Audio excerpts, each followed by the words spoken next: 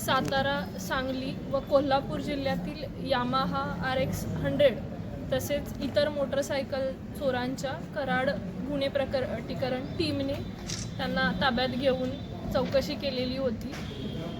कराड प्रकटीकरण शाखेचे API अशोक भापकर व त्यांच्या पथकाला मोटरसायकल चोरीच्या घटनांबाबतची गोपनीय माहिती मिळालेली होती।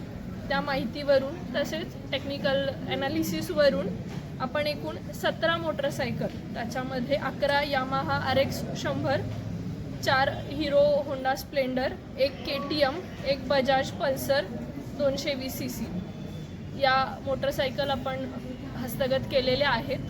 त्यामध्ये एकूण 3 आरोपी आणि 1 विधी संघर्षग्रस्त बालक असे निष्पन्न झालेले आहेत। सदर टीममध्ये सपोनी भोरे उमरस पोलीस स्टेशन प्रभारी यांची देखील गुन्हे प्रकटीकरण टीम कराड यांना मदत झालेली आहे।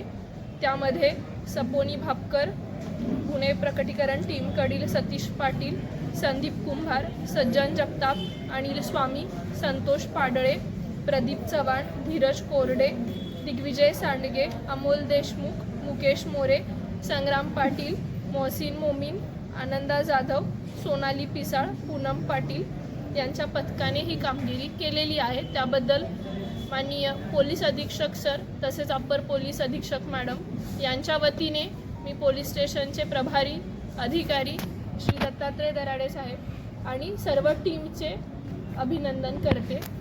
आत्ताच त्यांनी कार्यभार घेतलेला आहे आणि त्यानंतर मोठं डिटेक्शन कराड शहर पोलीस स्टेशनकडून झालेलं आहे। त्याबद्दल मी त्यांचं अभिनंदन करते।